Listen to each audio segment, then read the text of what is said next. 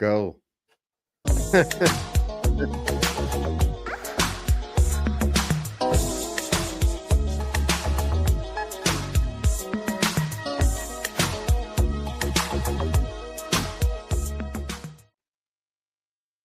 Back to LidLine Sports right here on Rainier Avenue Radio. I just got out of surgery, so that's why I have the mask. Had to rush right in, but no, just kidding. The Three Musketeers are here in the studio. I got myself, Pep, O, and MC Michael Carter. What's happening, yo? Oh, Yeah, it's about time we officially announce. Michael Carter will be here for a good time, or a long time, not a good time. Right. So now you'll see his name plastered everywhere, along with me and Pep. So it's good to have you here. Oh, Eddie consistently now on Kane. Mondays. Oh, Eddie Kane. They let Eddie Kane in the house. Nobody come to see you, Otis. Oh, what's happening, guys? Doing pretty good. Been so far a good start of the week. I get to see my girl later, so I'm looking forward to having a pretty good week. Word. Oh, it's always good when you can see your girl. Always. Yeah. Oh, yeah. I live with mine, so That's the goal. That's the goal. 27 years in. And mine don't care if she see me or not. Oh, come on. Man. Oh, man. So we had a good start to the weekend. If you're a basketball fan, as the women concluded their national championship with the Connecticut Huskies taking the championship over the defending champion South Carolina Lady Gamecocks. And so that was a very convincing win by UConn, led by Paige Beckers. And so Gino Ariema gets another title. Yeah. First one in the last 8 years, though. Dawn Staley had won the last 2 out of the 3. So that was a terrific matchup. Unfortunately, the game didn't live up to maybe the hype of what we were expected to see. But nonetheless, the best team won. And so now we move on to the men's final. And right now, currently, the Houston Cougars and the Florida Gators are locked in a battle. And right now, it is 34-28 Houston. Florida is being stifled by Houston's tough D. And so they're going to have to get it together in this second half if they want to claim that title. Or Houston will get their first one. And their first, I think, chance since the Phi Slamma Jamma era, if I'm not mistaken, when they went in 83 and 84, and unfortunately lost both times, once to North Carolina State. And then here in Seattle, they played the Georgetown Hoyas with Patrick Ewing. Learn something new. Yes, and then Georgetown won that one 84-75. And, of course, you know what happened against North Carolina State, where the Phi Slamma Jamma was expected to win, and Jim Valvano and the North Carolina State Wolfpack had that Lorenzo Charles putback. I didn't know that. Of That's why I got you two on. Derek Wittenberg's air ball, and so that was something else. That was a great game. Okay. Yeah, Exciting, and that putback was. Yes. You know what else were good games? I know we're talking about the championship now. The Final Four were two really good games. Yes. Over the weekend. Yes. Before even getting to the championship, we talked about it before. This was the first time in a long time 4 number 1 seeds got to the Final Four, and this is what the NCAA tournament is for. But this is what we wanted to see. We wanted to see the 4 best teams, and they all showed that.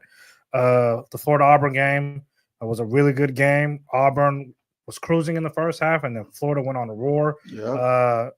Michael Carter, we talked about it just before the show. Walter Clayton Jr. is, man, I'm actually I'm surprised that he didn't have like a real fandom. I feel like players like him, right? There's a real fandom coming into these tournaments, but it's crazy because the first round, I went to go watch the first round games, and a lot of people were talking about him. I only saw Florida maybe a couple of times play at that point, so I wasn't too familiar with Walter Clayton. But I like watching him play, and then now I'm surprised his fandom isn't bigger. Like there wasn't a phenomenon behind him on the college round, kind of even like a Cooper Flag. Just like you guys are having that conversation about who's better. I think Walter Clayton is just as exciting, right? As Cooper Flag. So he's more quiet though. He's more laid back. That might be a part of it. And Cooper Flag has that. Players that play for Duke, they always, if you're good, you get that hype. Yeah, and you get that extra hype. But when you're coming from a team like Florida or some other teams, and you're low key, you're a good ball player, but you don't get a lot of the PR in the club. When I love his game. I mean, I want Houston to win tonight, but that kid is good, man. Yeah, and it rightfully was shown on Saturday at 34. You do that on that stage, man.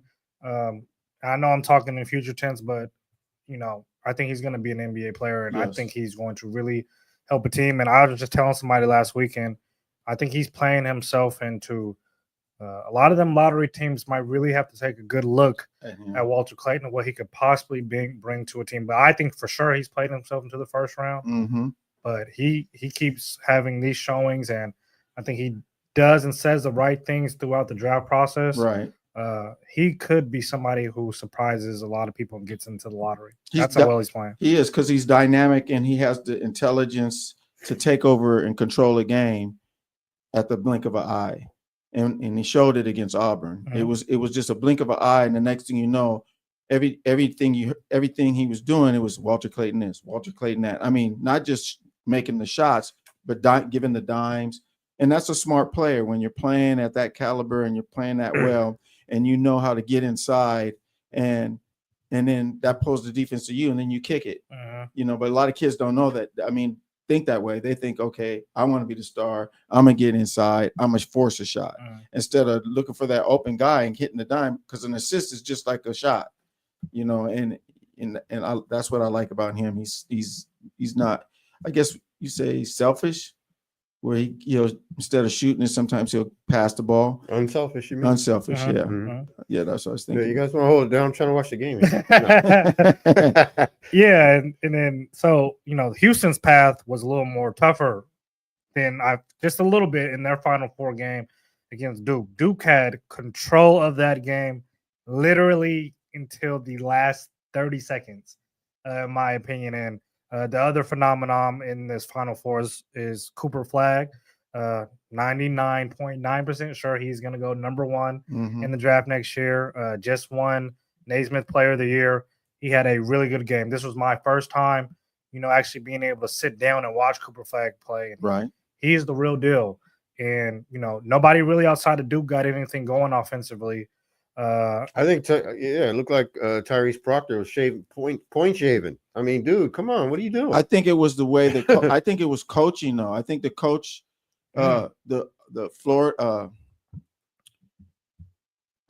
Duke. No, the coach Sean Fire. The coach for Houston. Oh, Calvin Sampson. Sampson. He was. Thank you. I had a block because Pepe's watching the game and throwing me off, but I had a block. But Calvin Sampson, his scheme was so perfect that he said, we're going to let Flag get his, we're not going to let him get buck wild, but we're going to let him get enough. And then what we're going to do is we're going to run. We're going to run. I told Pepe this. When I was watching the first half of the game, it was early in the first half. I seen Flag gasping for air like a fish out of water. That's because they were running so much. And then Duke put too much emphasis on Flag, where they weren't trying to get other players. They were saying, okay, if we're going to win it, it's going to be with Flag. That last shot that he took, it shows that he was spent. His leg. No, how tall is he? 6'9". 6'9". No 6. If you're above 6'6" and you shoot that shot in the perimeter like that for a game winner, the only way you miss it, like he missed it, was short, and it's because your legs are shot. No lift, shooting the ball flat, and he was tired, and that was the game plan for Houston. They said, we're going to run them. We're going to shut the other players down. We're going to let Flag get his, and then come crunch time, flag would be tired. And that's just how it played out. I mean, to my surprise, because I turned the game off, I was so mad. And then me and Pepe were texting. I said, holy crap, Houston's back in it. Yeah. And then they won. And I was like, oh my gosh. Well, to your guys' credit, when we talked about it last Monday, you guys both had Houston. I had Duke. Right. It looked good for me, like I said, for 39 minutes and 30 seconds. But you made a point, and I'm gonna put my coaching hat on for a second. I do think that second half, even though Cooper Flag did get going in that second half, there was an emphasis on we're gonna let one player beat us because Houston, what they do really well, and I talked about this last Monday. They blitz screens, they show really hard, and they fly around on the back end. Second half, Kelvin Sampson just switched everything. So now you're gonna have to beat us isolating, because what Duke was doing really well in the first half is they would hedge really hard on that pick and roll, and the ball would start moving. Guys were cutting. Right. Somebody was finding an open layup or an open three. So now it was like, I trust my guys that can just flat out guard. We're just gonna switch everything. Right. And they could not score. I think they went on a drought of 8 to 10 minutes where they didn't have a field goal. Yeah, it was. They had one field goal in the last 8 minutes. Yes. Something like that. Yeah. So 3 points in the last 9 minutes, I think it was, because they made a free throw and one shot. And that was the reason, though, why you guys said Houston was going, because of the stifling defense. Right. It just took a little long. And on top of that, too, I just think outside of LJ Cryer making shots, nobody else couldn't really make shots, but that got going in the second half. Right. So I knew even when they, just like Kelvin Sampson, when they got down like 14, 15, there was still no really worry that maybe, I don't know if they were going to win, but I knew that they were going to get back in the game and make this a game. Right. So they're here now, and I don't know what's the score, Pep, you're watching? Yeah, 42-30, Houston. They're doing it now. Right. You're holding a team, like I said before. Florida is one of the other better offensive teams in the NCAA. 30 points with 15 minutes and 48 seconds left to go in the game. That's crazy.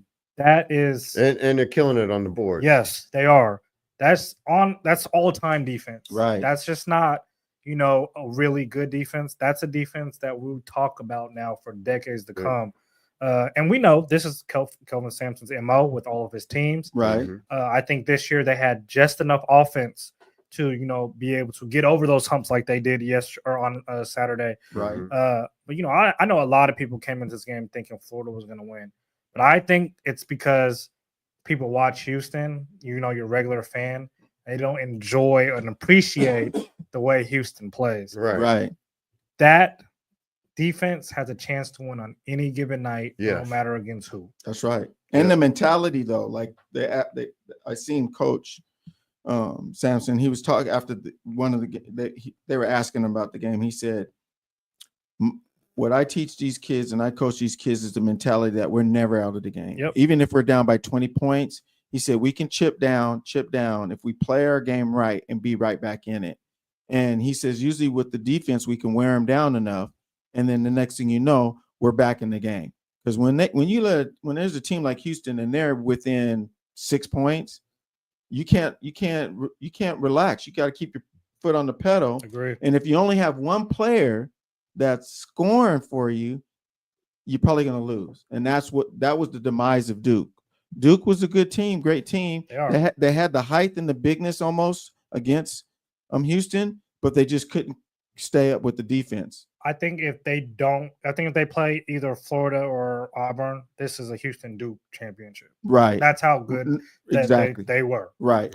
And Houston hit their free throws. Yep. Right. And so, they had a big guy that went up to the line at 69%, and he knocked both of them down like he was Steph Curry. Right. And then controversially, that Duke didn't hit their free throws. You had a guy like Tyrese Proctor, who's 80% shooter, shooting 50% in the tournament. Wow. 50% in the tournament. So what does that tell you? Yeah. So I don't know. But like I said last week, what wins championships? D. Yes. Yeah. I mean, you got to score, of course, but defense. And we were taught this at a young age from Frank Ahern. I mean, he made us shoot free throws constantly, and we ran plays, and of course we had to score. But his emphasis was box out, get the rebound, and D up. And if you didn't do that, and you weren't running, like when say Pepe got a rebound and we knew how to fill the lanes, and Pepe would bring it up, If you didn't fill that lane and you were on the bench filling the lane, no joke. And if you were that seat, and if you weren't playing D, tell me what happened, Pepe. If he wouldn't even yell at you, he would just give you that look. Yep. And if you were getting eat alive, he would teach us. If I'd go up to Pep, I'd say, "Hey, Pep, man, he's beat me going right. I'm gonna play him hard left. He's gonna swing your way, and that's it." But that's what he instilled in us. Where I just don't understand, and like when somebody when you have like a player who has all this talent as a basketball player and has pro aspirations, when you're in his camp, I don't understand like how you don't look at a coach like Kelvin Sampson and say, this is who you should go play for. Right. Because not only is he's going to instill in you the defensive concepts and what it takes to be on the floor defensively, but he's not going to sugarcoat anything. Right. He's not going to let you get away with anything. Right. But he's going to love you just as hard as he coaches you. Right. And those are all like the perfect aspects that you want in the coach. I think somebody else was like that was Coach K. Like those are, like I said, top non-Division I or coaches of all time. Doesn't matter what level. Right. So I'm surprised, and I know with this new era now of the NIL and having more room to recruit, and now Houston being a more consistent team on a year-to-year basis, he is starting to get top players. Right. Yeah. But I'm just surprised. Well, the thing is, the money is in 30-point score. Yeah. Not in stopping. You're right. 30-point score. You're right. It's a good point. Yeah. So. Yeah, because that's the PR. That's what I'm saying. Sell merchandise and all this and that, not by defense, but by how you scoring all them points. And there would be a lot of kids he'd run off, but rightfully for a reason that they probably maybe it's not the right place for you. But not a good thing. If this is not the right place for you, then I don't know what that says about you as a basketball player, in my opinion. Right. Because like I said, if this is not how you watch, I've been seeing a lot what they do in the off season. We all see how he coaches in game. If that's not, like I said, if you're thinking about even just the next level, like I just want to be the best player possible to be ready. Right. I don't understand how this isn't, at least one of the coaches you consider playing for. Exactly. So he's a really good coach, and rightfully so. If they win, I don't knock on wood. If they win, I hope the floodgates opens for Kelvin Sampson University. So, it already is. They're getting really good players, but I think he can really turn Houston into a powerhouse. Well, this is where it begins. You're in the finals now. Championship. So, yeah. I did want to do quick college news. Go ahead. Jalen Petty out of Rainier Beach High School. Yep. He was committed to New Mexico. Richard Pitino, son of Rick Pitino, left New Mexico to go to Xavier. Yep. His recruitment opened back up. We all thought maybe go with Xavier, but he's decided to go to Stanford. Yes, sir. And that was over UW and Texas Tech. So my quick thing is UW just still not being able to get the local talent. Let me follow up on that. It's the same thing with Coffey, who went to Virginia and from Eastside Catholic and now he's going to USC because who's assistant coach at USC? Will Conroy. So that was a stupid move by the UW coach, Sprinkle, what is his name? Yeah. Sprinkle, to not keep Conroy on staff to pull a lot of the ballers from Seattle that are ballers. We have a lot of ballers out of here. And how do you keep ballers here? You have people on your staff that can relate, the kids can relate to. So everybody's saying, oh, Coffey, he's in a portal. I hope he comes home.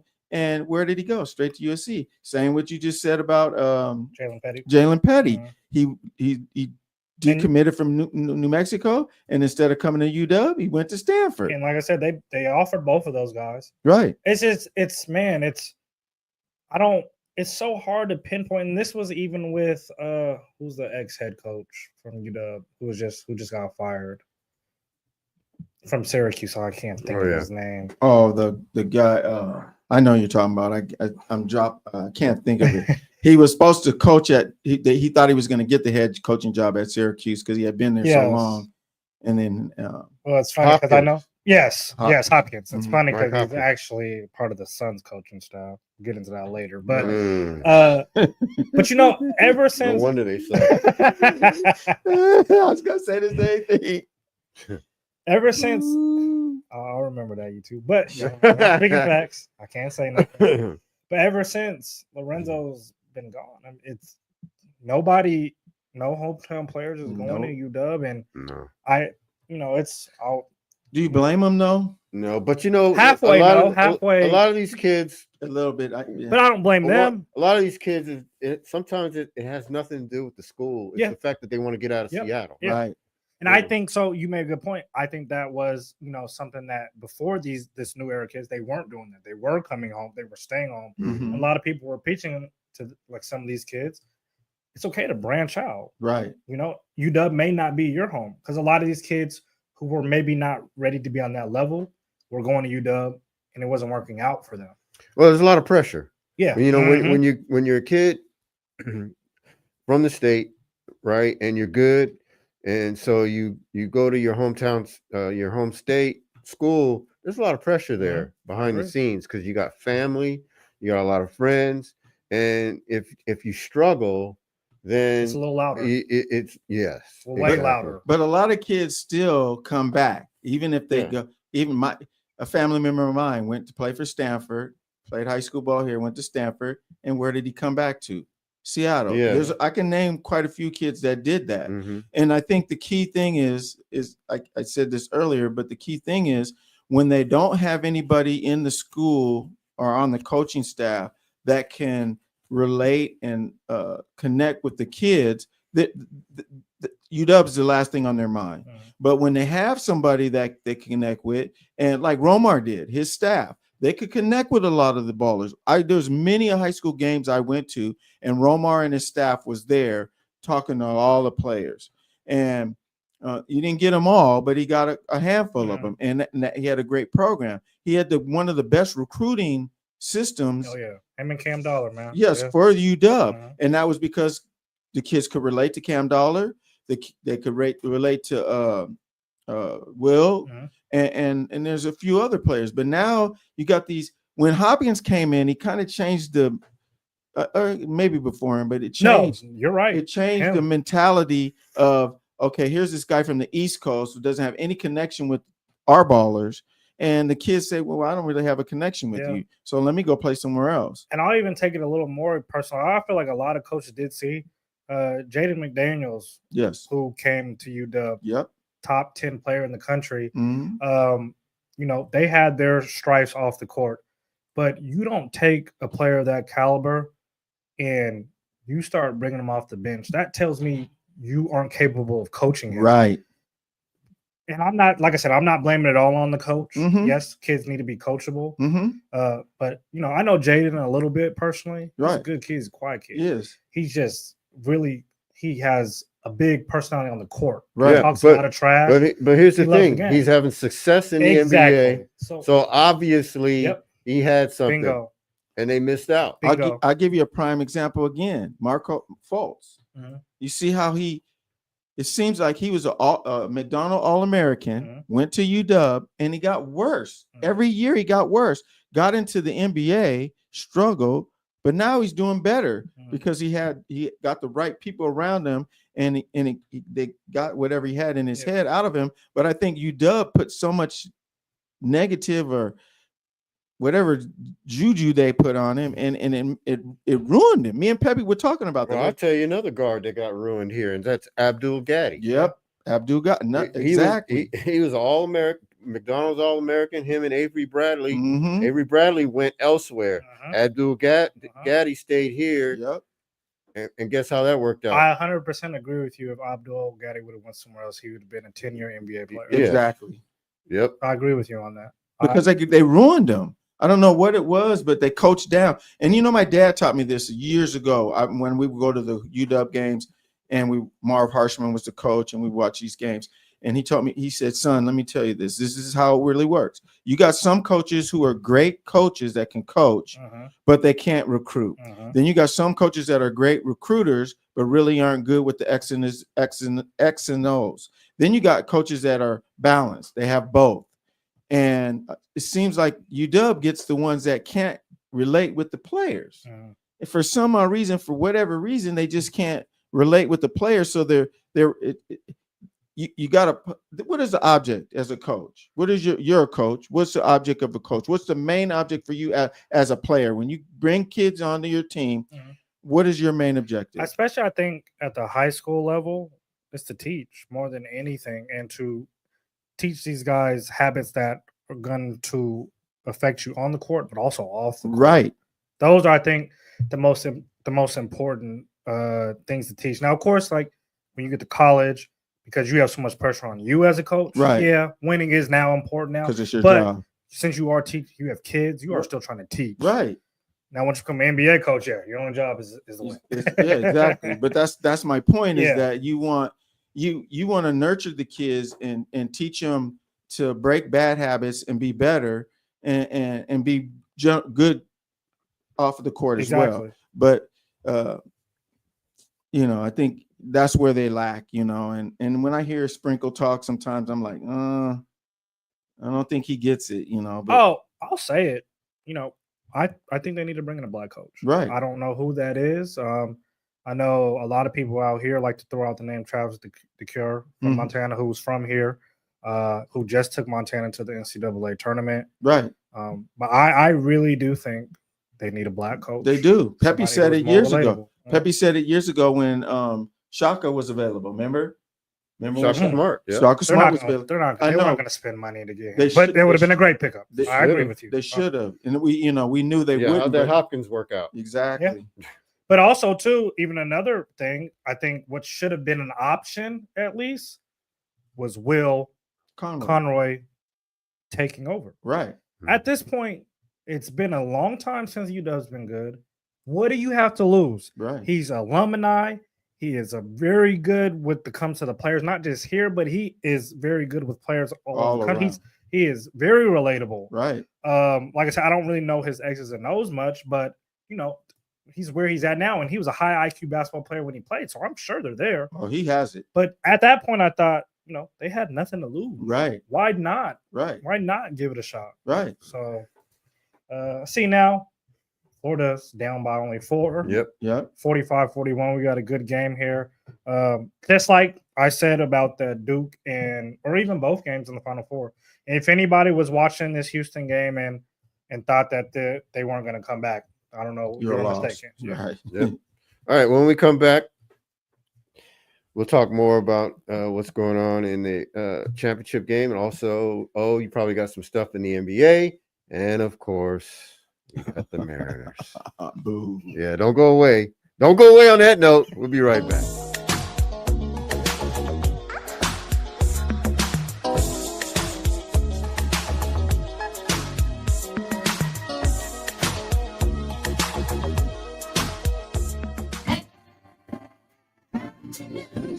This is Paul Pearson, host of Star Time.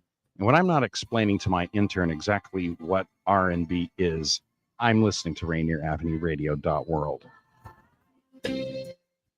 The Washington State Nonprofit Conference is the largest gathering of nonprofit professionals in the state. Visit nonprofitwa.org to learn more about this powerful gathering of leaders, employees, board members, and nonprofit supporters. You can join May 13th and May 14th in person, or May 16th in Spokane, or May 20th in Tacoma. With 30 workshops, 4 keynote sessions, and 4 distinct learning tracks, the Washington State Nonprofit Conference is an incredible opportunity to connect with experts and discover resources and strategies to drive positive change in your organization. Ready for action? Register today at nonprofitwa.org. Hey y'all, it's Traffic Jam with Kareem. Thursday at 4 p.m. Hey, Traffic Jam. Rainier Avenue Radio, download the app so you don't miss out what's popping, what's cracking, what's shining. It's your boy, Cream the Dream, on another beautiful week on here on Traffic Jam in Seattle. I hope you guys doing what you're supposed to do, being you're supposed to be. I got a good show for y'all, a lot to talk about, Kareem the Dream, keep up with everything. Get your entertainment news with Kareem on the Traffic Jam, Thursday at 4 p.m. Women are not an homogenous group. We face discrimination differently depending on factors such as ethnicity, age, socioeconomic status, and more. Rainier Avenue Radio is proud to amplify women's voices. They are the experts of their own lives, initiating conversations within their community about challenges they face, the solutions they're working on, and the opportunities they see. Please join us this Sunday from 2 to 5 for Women's Voices on Air. We know our challenges. We are the experts of our lives. We are master multitaskers, prioritizing our family, friends, and our faith above our own needs. Our needs and voices are too often overlooked. Please join us this Sunday from 2 to 5 p.m. for Women's Voices on Air. We tell our stories in our own way. Sediment cleanup of the lower Duwamish River has begun. The U.S. Environmental Protection Agency and the members of the Lower Duwamish Waterway Group, which includes King County, the City of Seattle, and Boeing, have begun sediment cleanup of the Lower Duwamish Waterfall Superfund site. This important environmental project will address sediment pollution and help restore the health of the Duwamish River. Starting on the waterway's upper reach, construction activities extend from the south 102nd Street Bridge down straight to the Duwamish Waterway Park. Over the next 3 years, in-water activities will occur from October to February, ending in February 2027. Visit ldwg.org to learn about the upper reach cleanup and sign up for email updates. Ladies and gentlemen, this is Rainier Avenue Radio .world, the station that cares about our community. Yeah.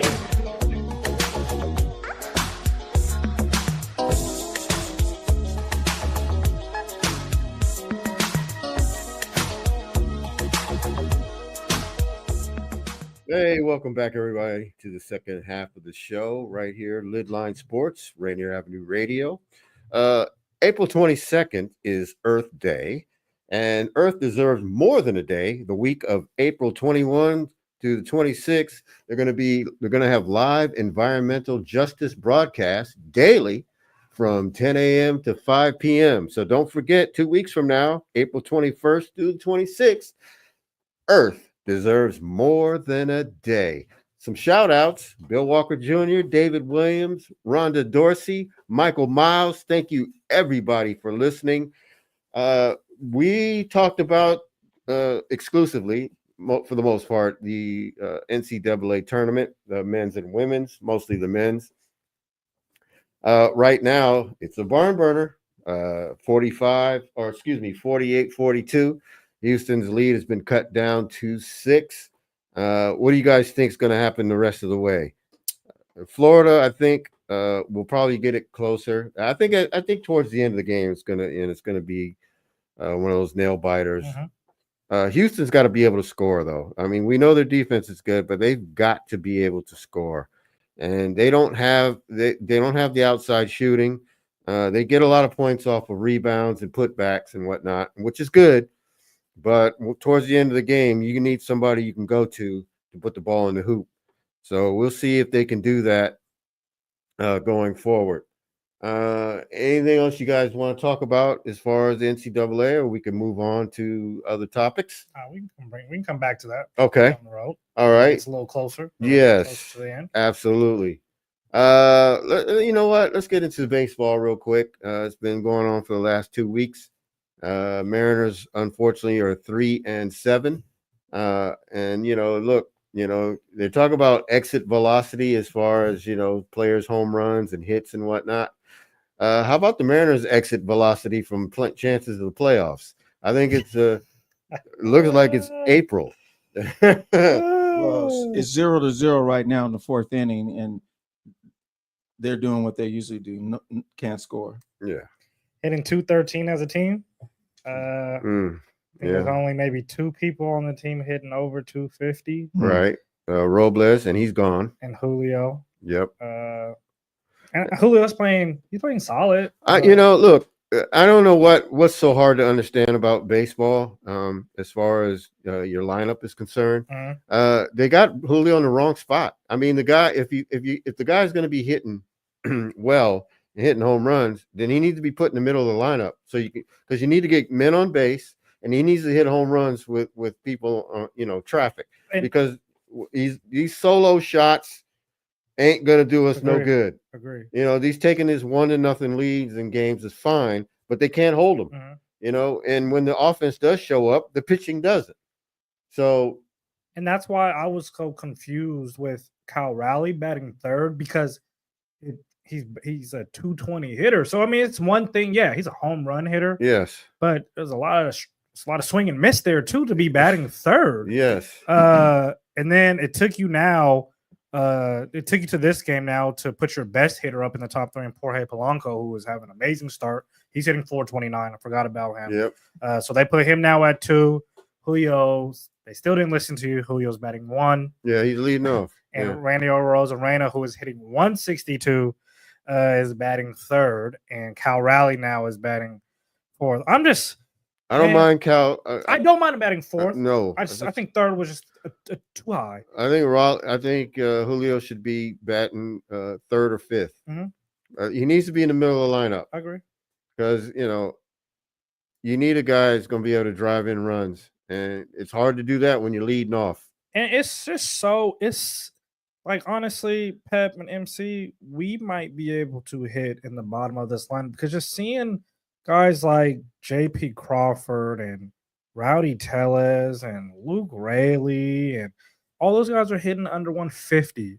Yep. And Tellez ain't going to last. I know. I think, he played well in spring. And so they rewarded him by putting him on the team, but now they're finding out he can't do. He is who he's been, and it's just some timing, and we don't have time for that. So he's probably get DFA'd in the next month or so, however they decide long they're going to take putting up with this. What they need to do is just DFA him and then call up somebody else. Well, they just called up Canzone again because Robles is out. Yeah. Right. So, they need, man. I mean, it would take me 2 hours to get all this straightened out, but I can straighten the lineup out. I don't understand why they can't. Look, I know it's and like I said, I try to play devil's advocate with these guys, and I also try to be hopeful for the Mariners. Like I said, it's one thing for a team to get off to a slow start offensively, but it's another thing when the team is off to a slow starts, middles, and endings, and then comes back the next season doing the same thing. You can't pinpoint this as a slow start. Just like I said after their first series, this was almost just picking up from last year. Literally. Well, listen, first 10 games this year, 3-7, right? Last year they were 4-6. Yep. Year before that they were 4-6. Year before that they were 5-5. So basically, they are showing you who they are. Right. Every year. And every year, what we say? It's early. It's early. And every year in September, what happens? They fail by 1 or 2 games because of the losses they suffer in April. Bears are who we thought they were. Yeah, exactly. Thank you.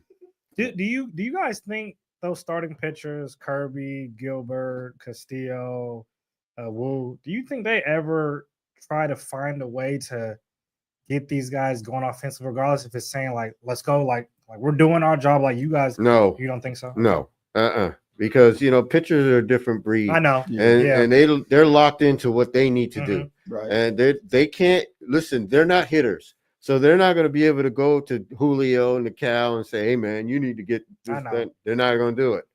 I would just hate if I'm now, if you're Shohei, who's doing both, that does both. Now you're talking. That's somebody that can say something. Of course, you don't bring it to the clubhouse, but I would really go home and be ticked off knowing that I just did 5-6 innings, gave up 1 to 2 runs. Absolutely. Doing They my job, are being of lights course. out, not on a 5-game basis. Oh, there's no question that they are. Bex is loaded, 1 out, and he can't score a run. Yeah. But it's, this is who they are. They've been doing this for years. Yeah. Ask Felix Hernandez. Yeah. I know. The guy folks, Felix Hernandez won a Cy Young Award with a record of 13-12. That's crazy. That tells you how good he is, because even the country says, man, you're that good, right? But your team sucks. Exactly. But we're not gonna punish you for that. We're gonna reward you for what you do. And that's what the Mariners do. So they need to get rid of Garver. They need to get rid of Tellez. Say DFA them both. Say goodbye. But they're not. No, they're not. Maybe Tellez, but I don't know what other option do we have at first base. Well, they're going to keep Garver because he's a catcher. Mitch But Garver, you know yeah. what you need to do? You need to get rid of Garver and Tellez. You need to bring up Harry Ford because he's the back. He'll be the backup catcher and say, "All right, DH. youngster, you're in now. Do That's your this. thing. This is it." Yeah. And the other person or other player who maybe thought the Mariners would try to swing for come trade deadline, he's off the books now. And Vladimir Guerrero signed his 14-year, $500 million deal. I don't know why any Mariners fans thought that there was ever a possibility anyway. Yeah. They weren't going to give up more than enough young pieces to get him, and they were not going to pay him 13 years, $500 million. And also, this series with San Francisco told you something about the Mariners and how stupid they are. Matt Chapman, who plays for San Francisco, was a free agent. Mariners had every opportunity to get him. They didn't bother. And you know what? He killed him. He killed him in this series. Him and Lorenzo Wade. Every time I turn around, they were on base. You know who else I'm really pissed off that I don't know if they tried to get or if they knew he was available. Kyle Tucker, Houston Astros, was now for the Chicago Cubs. He's in your backyard. You didn't make a call for him. Nope. And they didn't try to get Bregman either. Nope. And my thing is with Kyle Tucker is he fits the age range of everybody on this team. He's the younger star. Right. So you could have got him, paid him what he was worth, and still been solid. He's not gonna get a $500 million deal. I think he's gonna get maybe 200 something million, something you could pay him. And it's just beyond crazy. Just 1 point game. Oh man. Mm-hmm. But it's just beyond crazy. I don't know, MC. You had a question about the upcoming schedule for the Mariners. Oh yeah. So I was just overlooking the season, and I said, let me ask these guys a question. I said, in the next 15 games, what do you think their record will be in the next 15 games? And I'll tell you who they play. So they're playing the Astros right now in a 3-game series. Then they play the Rangers in a 3-game series. They play the Reds in a 3-game series. In Cincinnati.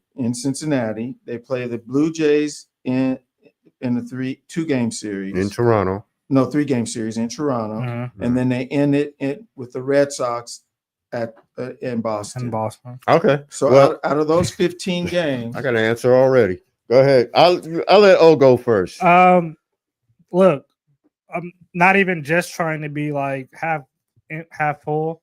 The Mariners usually play well against the Astros at home, so I will say at the least that they'll win 2 out of the next 4 there. The Rangers are playing really good baseball. I say they maybe get lucky and pull one of those games. The Reds aren't that good, so I'm hoping they go and win at least 2 out of the 3 on the road. Boy, are you optimistic? Okay. The Blue Jays in Toronto, I don't see them winning that series, so maybe they win 1 out of 3.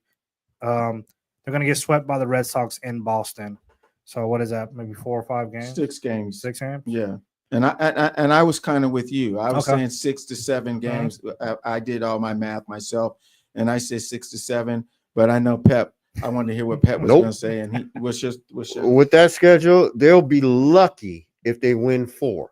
Okay. Sheesh. I'm talking. So remember Wow. remember what we just said though. Yeah. So we can come back after the 15 games are over, and we'll see what So- happens. So I'll give them 4. Okay. I'm thinking 3 in my head, but Right. I'll give them 4. Right. Right. And so out of the next 15, they win 4 and lose 9. Right. Or 4 and 11. And you guys know how I feel. So right now they're 3 and 7. So that would make them 7 and 18 or something like that. Right. Yeah, that's what I expect. So you know how I feel about them, and it was hard for me to give them 6 to 7 wins. So I said 7, that's half. I said, but usually they'll let us down, and so I said I might lean more toward a 6. But if you take 6 out of 15 games, and that's winning 6. What's the date of the Red Sox series? The dates? 24th, right? Yeah, they play the 22nd, the 23rd, and the 24th. And when's that Monday? The Monday is the 21st, right? Right. So the following Monday would be the 28th. Yes. So the 28th, folks, mark it down. The Mariners won't even have 10 wins by the 28th. They will not. Well, they won't have what? They will not have 10 wins. Okay.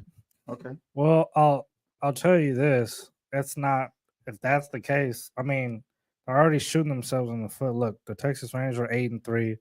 Even the LA Angels are coming out surprising at 6-3. Mhm. The Houston Astros are 4-5. But once again, I hope any Mariners fans learned the lesson when they counted the Astros out last year. Right. I never count them out.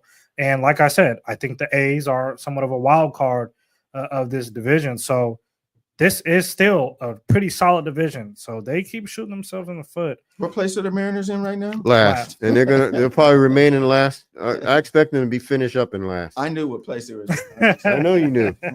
I know you do. But I expect them to finish last. I'm gonna tell you, that first series told you who they were. Yeah. They're at home. It did. They're at home against the A's, who are mediocre at best, and they struggled. And then meanwhile, the A's played the Cubs right after, and the Cubs wore them out, tore them up. And they did exactly what the Mariners were supposed to do. Right. They were scoring double-digit games. They had like 3 or 4 games where they scored over 12. Yeah. And the Mariners, Well, that's what they do.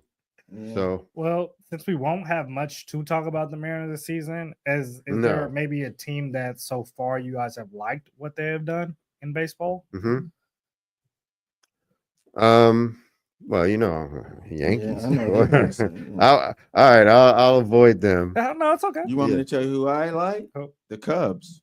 Mhm. My daughter, 'cause And look, my daughter don't sleep on the Giants, who My we daughter- just got beat by. looked really They're good. 8-1. Chicago's 8-5 though, man. And when they play ball, they play good ball, man. In the beginning of the season, they could do damage. And you guys, the team from that the NL West, the San Diego Padres are playing really good baseball. They're 8-1. I knew that they were a team coming into the season who you're gonna have high hopes on. But to see how they're playing to start this season, I do truly believe that they're one of very few teams that contend against the LA Dodgers when it gets down to games that are important. Those guys are good, but this is between the Diamondbacks, Dodgers, Giants, and look, this Padres. It's a really this good. Dodgers, Giants, and Padres. Yeah. That could be an epic NL West Yeah. this year. Yeah, I agree. The way they're playing right now. That's So an incredible yeah. division. I remember a few years ago, probably 10 years ago or so, when San Francisco they won like 108 and the Dodgers won 107 and came down to the last, game of the regular season. I mean, that's excuse me, that was crazy. Yeah. I mean, how do you win 107 games and don't make the playoffs? Yeah. Or don't win the division, I should say. Right. That's crazy. Yeah. That's almost like winning. Oh, I know. How about winning 116 games and not winning and not getting in the World Series? How about that? Who does that? Who does that? Oh, I know. Yours truly, the Mariners. Yes. I'm sorry, M's fans. If you really truly care about your team, this may not be you may not want to listen to our baseball segments for a while. Well, you know what? I'm the first one that will be loving it and willing to eat crow. Yeah. But I haven't had to in the last 10 years. And I try. I'm starving. Yeah, I try my best to. Where's the buffet? And it's like it's always, they're doing good, they're winning, and then one game short. So all these games that they're losing early in the season, I told Pepe this weekend, the guru, because we were sitting at our sister's house, and I asked Pepe, I said, what do you think the score of the Mariners game is right now? I said, it just started about the fourth inning. What do you think it is? He said, 2-0. He didn't tell me who had 2, and I said, wow. I looked at the score, and the Mariners were winning 2-0. So about an hour later, I said, what do you think the score is now? And he said, 4-2, Mariners are losing. And what was the score? It was 4-2, the Mariners were losing. I said, oh my God, this guy's a guru. We got in the car leaving our sister's house. We're driving away. The score was tied up, I think, right? 4-4. 4-4. And Pepe said, watch, Carter. They're going to lose 5-4. And what happened? The Mariners had the bases loaded, couldn't score a run, and the other team, who was it? San Francisco went up to bat, got a runner on, and Pepe said, well, it's over now. And what happened? It was over. Yeah. Listen, The Mariners are not hard to figure out. I mean, it's hard to figure out what kind of music's going to be played at a barn dance. Okay, and you already know that's not hard. Right. Sheesh, it's Man. ridiculous. Oh my gosh. Yeah, I'm almost embarrassed you call me a guru because I know that team. Well, I mean, you are. No, I'm just messing with you. I know you are a guru in my sense, but still, it doesn't take rocket science to figure the Mariners out. It doesn't. But certain points, it is incredible how you could just call it out like that and be spot on. It's like, whoa. And I've given up. I've given up on them. I think how many years ago did I give up on the Pep? I don't know, few. Because it's been a while. They kept disappointing me over and over and over. And I used to be I even gave up on the Mariners. I still got my caps and everything, but I gave my son, I inherited a Mariner jacket from my dad when he moved to Hawaii years ago. And I cherish that jacket, and I wear it to the games, and I gave that jacket to my son. And that shows you how I lost face. I was like, at least still in the family. Yeah, I know. I asked my son. I said, "You still got that jacket?" He said, "Oh yeah, I wear it every now and then." Because he's like Otis. He's a diehard. Wherever he's loyal to, like he went to Washington State, he's loyal to the Cougars. Yep. He loves the Mariners. He loves the Seahawks. Me and him will get in these debates, and I just hope and pray before my days are over on this earth that we get a basketball team so me and him can debate a little bit like that, because it's fun when you have a father and son kind of thing going on. Yeah. Michael Miles, you're right. The Mariners are the only team in baseball not to be in the World Series ever. That's so sad. Yeah. Speaking of basketball, we're about a week left in the NBA season. Yes, it concludes on Sunday. Yeah. Look, pretty much things are set over in the East. What do you make? I don't mean to cut you off. No, go ahead. No, go ahead. Go ahead. What do you make of the blowout when the Lakers beat the fake Sonics? You know what? It's interesting because there's a stat. I forget the teams that I was in. It was Houston, Denver, LA, and one more team. They're like 12-15 against those teams. Look, that's crazy. I'm trying. I want to be optimistic with OKC because I want them to be good, and I think would that be Old King County? That's a good one. I want them to take a turn. I don't want them to panic and think they got to make a really big move. When things don't go right.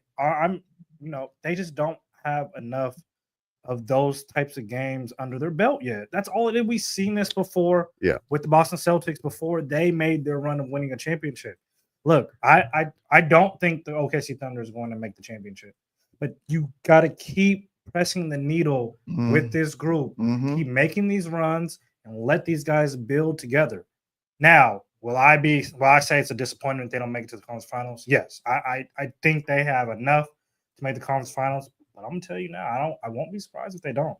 The West is a gauntlet. Regardless if in the 1 seed, look, Memphis is now in 8th, and they're still a really good team. Now, I do think OKC should handle Memphis fine. If Minnesota drops down to 8th, I think now it gets a little interesting in that series. Yeah, we talked last week a little bit about Taylor Jenkins being fired. Yeah.